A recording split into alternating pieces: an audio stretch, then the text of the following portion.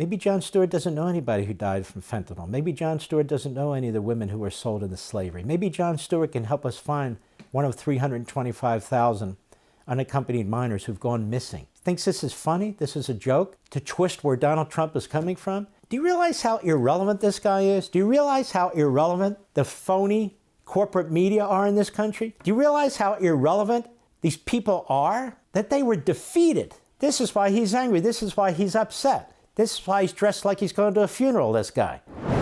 Let's go to Jon Stewart, a.k.a. Jon Leibowitz. Yes, Jon Leibowitz, that's his real name. He's on The Daily Show. This guy pretends to be some kind of intellectual. Based on what? Did he bang his head or something? He also pretends to be a comedian. Based on what? Not based on a lot. And then I notice when he debates people, he gets in their face and he yells at them like he's a tough guy. Tough guy like Joe Biden. He's a shrimp. No offense. I was a tough guy. I mean, I didn't go out looking to hurt people, but I never stood down. I'm telling you the truth. And they never called me popcorn either. They called me Mark. Nonetheless, this guy's a nobody. I know these weaklings. But that aside, he's on Comedy Central, and he's not funny. It's like the comedians at night. They're not funny. They're a joke. It ought to be called Joke Central. And there he is doing The Daily Show, and of course, he's very upset. His Kamala lost. Can't understand why. Why? Kamala lost. Why? Why? Because you're out of touch, you jackass. That's why. Let's take a listen, shall we? Cut 5, go. Here's what we know, is that we don't really know anything, and that we're going to come out of this election and we're going to make all kinds of pronouncements about what this country is and what this world is. And the truth is, we're not really going to know shit. Oh, we're not? Oh, I'm sorry. We're not going to really know anything. You see, because his candidate lost and our candidate won, we're not going to know anything. These are people who disrespect you and disrespect the process. If Kamala Harris had won, some of us say, okay, the country's done. We know it. We understand. It's not like we don't know something. We do know something. And so he says, we are not like we. He means he maybe, but not we. We're not going to know anything. Because Saint Kamala, Angel Kamala lost. And there's Donald Trump, who we hate. Donald Trump won. Go ahead. And we're going to make it seem like this is the finality of our civilization and this and thing. We're all going to have to wake up tomorrow morning and work like hell to move the world to the place that we prefer it to be. And I just want to... In other words, to try and destroy the Trump presidency, to double down on this stuff that is tearing this country apart. They will not accept. You know, it's funny. They talk about you won't accept the transfer of power. They will not accept an election they lose. They're the ones, the insurrectionists. They're the ones who tried to stop Trump from being president of the United States. On the floor of the House, when they were having a count on the Electoral College vote.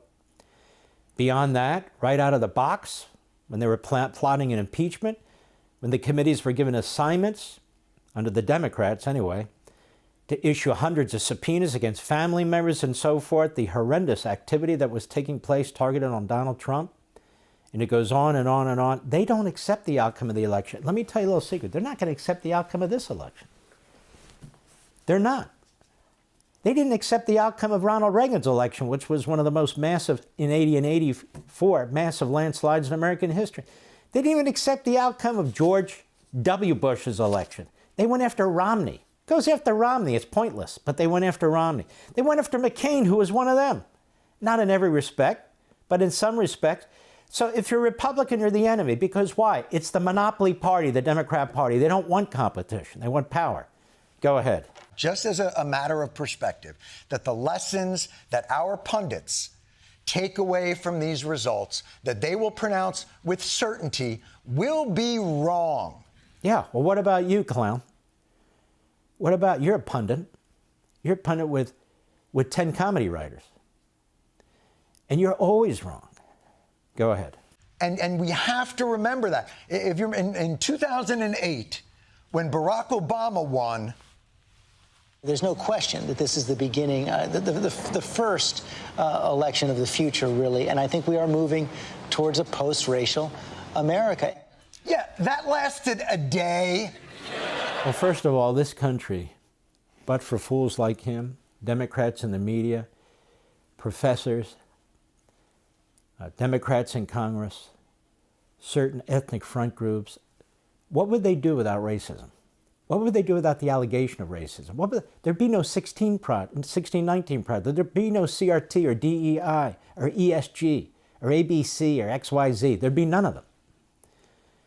And so there's always got to be victimization. In the greatest country on the face of the earth, the most beneficent country, the most diverse country on the face of the earth, where specifically people who are minorities, whether skin color, whether other physical aspects and characteristics, whether faith, this is the place to be, the United States of America.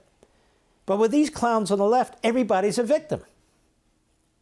Not everybody, but you know, certain privileged, focused, targeted organizations or individuals, they're all victims. Go ahead. And then, of course, in 2012, Obama won again. And the lesson was... The GOP needs to send a powerful signal to Hispanic voters that the party respects them.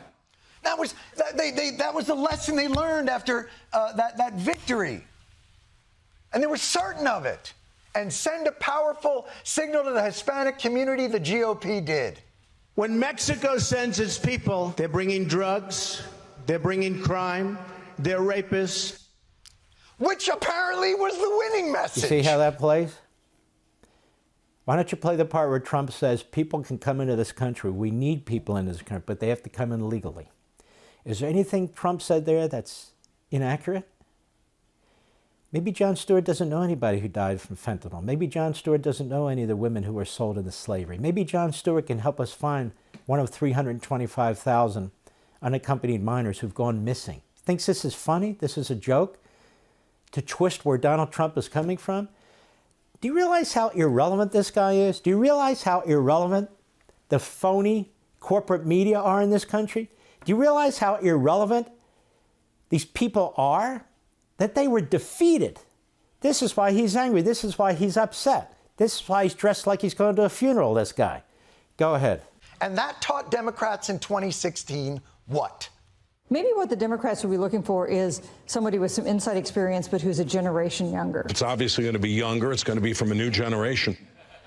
Need I say it? With great honor and humility, I accept this nomination. And that turned out to be a winning message again, which led to an insurrection. It's never an insurrection. I'm never going to accept that term. They can lie all they want. I know what an insurrection is. I know what the law says it is. I know what history says it is. It was not an insurrection. Trump wasn't charged with an insurrection by this crazy, wild prosecutor who's charged him for all kinds of crimes, jaywalking and all the rest. No, that's not an insurrection. You want to see an insurrection? 2020, when a courthouse was under attack for 60 days straight. You want to see an insurrection? When a police precinct was burned to the ground.